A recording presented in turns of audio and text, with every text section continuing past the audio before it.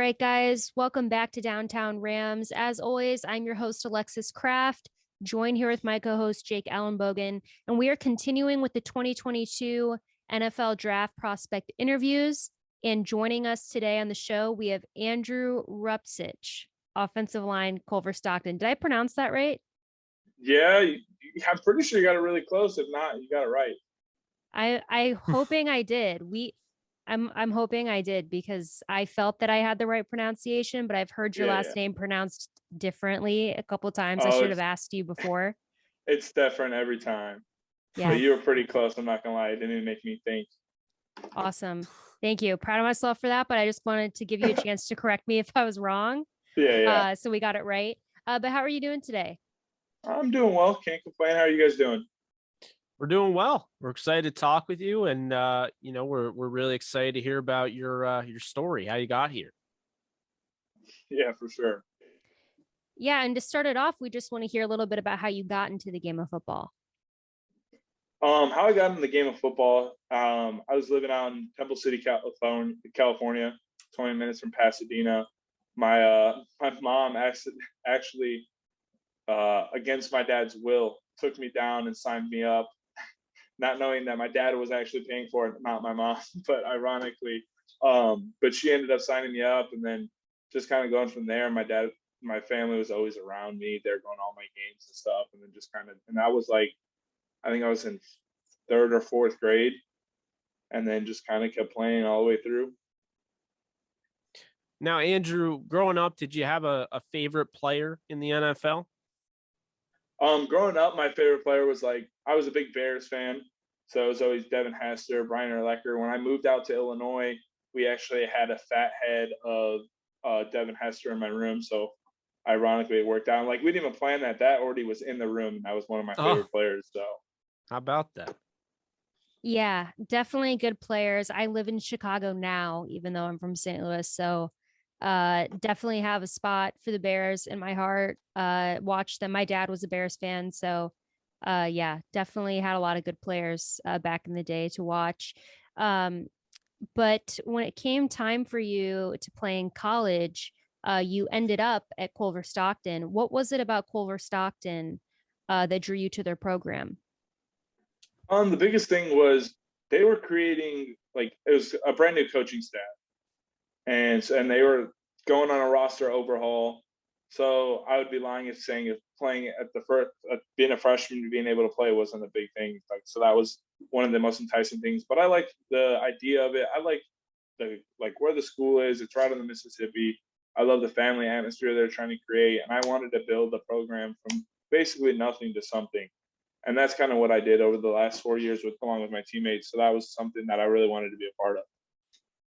Yeah, those words, building a program from, something from nothing. I feel like that's something that, just like talent evaluators and executives. I mean, I feel like that's something that will help you, and I feel like that stands out to me. You didn't just go to, the big school, even if, whether you could, whether you couldn't, you didn't just go to the big school and just that mindset. Like, I want to build something here. I want to create something. How important is it for you to basically be that guy that decide, I'm gonna come here and I'm gonna really make the most of it and try to build a program instead of just jumping to something that was already established? Well, the biggest thing for me, pride wise, just coming in, not going from coming in my freshman year and everyone basically just talked down about the football team. The football team wasn't nothing until everything changing. It came around my junior, senior year, because I played a redshirt senior year as well, is when it started turning around from all negative aspects to positive impacts. And I know that me being here, I was well known. We always made jokes that I was the most known offensive lineman ever, in the NAI, just because of the fact that the accolades. But being able to be part of that, and that's just an amazing humbling experience, and giving back to this college. It's a great college, and being able to bring in bigger players due to the success that we built, the building blocks we created, and going forward was just amazing, because that's going to lead the team to be successful in the long run, and that's For something I want to see. Yeah, for sure. So if you were pitching Culver-Stockton to a recruit just as you, yourself, what are some highlights of their program that you would tell that recruit to kind of, I guess, yeah, highlight Culver-Stockton and their football program? I think it really starts with all the players. Like, if you go in, and you got bad attitudes, you got bad mindsets, you got terrible kids, you're not going to have a successful program. It's just going to be downhill, especially at this level. Like, you have to have good character kids. So that's the one thing is all of our guys are good dudes. I hang around all my dudes. I try to know all like my peers and everything every day. So no one here is ever too big or too small for the school, really. So that's one aspect. And then the coaching staff.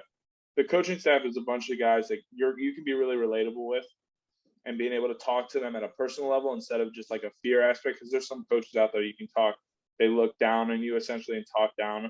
And our coaches aren't like that. They like to build you up, talk to you, and like you're a person essentially, like you're one of them. And that's the biggest thing. Well, I love talking, especially, I mean, we talk to a lot of prospects. I mean, we've talked to all sorts of prospects, and I just love talking to small school guys. Obviously I love talking to anybody, but, I just Yeah. think it's so cool because you guys have, a completely different path. It's not, nothing's given to you. And I'm not saying anything is really given in the sport, but it's harder for you guys to get recognized. And, I've seen it even guys that we haven't interviewed, like, you talk about an Ali Marpet from Hobart, you talk about, Alex Kappa, getting introduced at the Senior Bowl, Kendall Vildor, you talk about you like the Bears growing up. Vildor just played corner for the Bears, started the first game of the season. I had the chance to interview him at, out of Georgia Southern at the Senior Bowl. Dubuque, another, Yeah. Bears guy, Michael Joseph from Dubuque. I just feel like there's so many of these guys that are coming in the league that may not be super well known, but all of a sudden they're really starting to put their stamp. Even in another one, Kyle Duggar from Lenore Ryan. I just love to Yeah. see that. And so, I guess I want to ask you, how important do you feel that really is? Like, is there a chip on your shoulder essentially, being that guy from a smaller school? And now, for instance, you Google your name and now you're on NFL.com, you have a draft page. Yeah. How does that feel? That feels really good. Being able to go and look at that stuff, because I'd be lying if every player, especially the small school guys, big school, everyone looks up their name, and like just looking at that stuff is pretty cool to me. But from the aspect of having like a chip on my shoulder, I don't think so. I think it's all about like I think I belong here, so I'm not gonna take that mentality at this point. Somebody who put it into my eyes really well is Leon O'Neal from Texas A&M. Because I was talking to him, I was like, "Yeah, I'm a small schools guy." He goes, "Yeah, but that doesn't matter anymore. You're here for a reason. Like you're not the small school guy. You're here for a reason. So play like you're here for a reason." So that he kind of opened my eyes to that, and I haven't really thought about it like that ever since. Yeah, it's true. Yeah, I definitely agree with him. And looking back at your college career, is there a favorite game that you played in, throughout your time at Culver-Stockton? Favorite game I played in? I mean, a lot of the games I played in this year would probably be more of my favorites. Um, Are obviously this year we set the record for most wins in school history. So if I'm not saying it was the last game I played, so that'd be one of them. And then the game right before it, we had a chance to win the conference championship against the team that went to the national championship and lost. So we lost. We ended up losing 9-6. So it was a close, hard-fought game the whole time. So that obviously has to be one of my high points, because that shows just like when we played that team my first game or first time we played them, we lost 52-6. And then we came to the point of playing a 9-6 game and being able to have that chance to be a conference championship. So No, absolutely. It kind of all, Impressive. came full circle there, just that, that kind of dynamic of, really finding your stride. Now I want to ask you, as an offensive lineman, what do you feel is the most important trait to have playing that position? the biggest trait, I think it all starts pre-snap. It's just being able have this like the mental aspect of the game and being smart about how you play. If you can't do that far right, you're not going to be successful no matter how good you are, essentially. So that, and then physicality would be the next top portion, because it's using that smarts and developing it into being that physical, nasty player. For sure. And what would you say is your biggest strength as a player? I think it's a combination of both. I see the field really well, So I like to think that, and I see tells really well. I know how to see the field really well, what players are going to do, how they're going to do it. And then just when that snap starts, is just being physical, just wanting to win. So I think those two are my biggest traits. And, now you talk about, obviously the traits, the strengths. What is one area of your game you're trying to improve on, going into the NFL draft? The biggest thing I've been trying to improve on is pad level has been the biggest thing. I've been trying to develop that through hip flexibility and stuff. We've been at Exos and we did a lot of hip flexibility stuff, just flexibility altogether. That helps with the pad level, and that's going to help me succeed a little more because they always say low man wins, and then I can use more of my the base of my body to help me.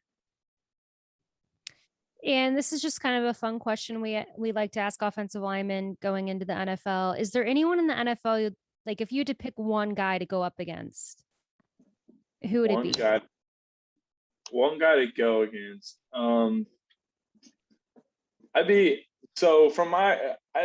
have to think about it from two aspects of it. If I was playing tackle, I'd love to go against JJ Watt because that's someone I've watched growing up. So that'd be like a welcome to the NFL type of moment going against him. The next, if I moved inside, obviously you want your cracks at the best right now. So I'd be like Aaron Donald and see how I step up against him. So. I mean, hey, those are definitely not bad choices. Both defensive player of the year in their own right, a few of them, and one that I think both were, in the running for MVP multiple times. So definitely makes a lot of sense there. I kind of want to follow up on that. So you can play guard, you can play tackle. Can you play center as well? Have you been approached about that? Yeah, I've actually played at this point. I've taken snaps at all five positions, like not in my college career. So I took snaps this season at left tackle. I've played left tackle for the last 6 years of my life. I played center for a game this year in the fourth quarter of a game, kind of just getting film out there. And then all of my NFLPA game, I played left guard for all of my in-game snaps. But throughout the week, I took one-on-one reps at tackle, left guard, center, and right guard. So I got to do all of them, just didn't get out to that right tackle spot yet. That's awesome. Definitely versatility there, which is a very good trait to have and very appealing to NFL teams. So that's awesome. And we have to ask because during the season, we cover the Los Angeles Rams and most of the off season as well. So have you spoken or had any contact with the Los Angeles Rams at all? Yeah, especially after the bowl game, they've called my coaches a couple of times and talked to them. And then obviously being able to talk to Jackie Slater, who's the Hall of Fame guy for the Rams. And he said he's talked to him about me a little bit and they called before the NFLPA game. So just to make sure of it all. So I haven't got to talk to them personally, except for like an informal interview at the NFLPA game, but yeah, well, we love to hear that. We're a fan of you and we're a fan of your story and, would love to see you with the Rams, but, if not, we're going to be rooting for you regardless. So just, keep that in mind. Absolutely. So who are you as a player and who are you as a person? That's what I want to ask you. Who am I as a person? Just in general? Who are you as a player versus who you are as a person? Who I am as a player, I explained it to a lot of the scouts, a lot of people, as in the locker room is my place that separates being a person versus a player.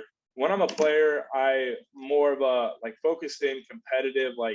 I hate losing more than I like winning, so I'm gonna just try to do everything to not lose. Essentially, I'm competitive, fun, physical, and I want to do everything to win. Off the field, I'm more of a lot of people call me a friendly giant. I'm kind of goofy, just kind of mess around, joke around with people. If I'm not playing football, I'm out on the golf course most of the time, or I'm playing video games, stuff like that. I like to be outside a lot. I have a hammock, believe it or not, at 320 pounds. I go and sit out in my hammock sometimes. But other than that, just kind of all around joking around type of person off the field.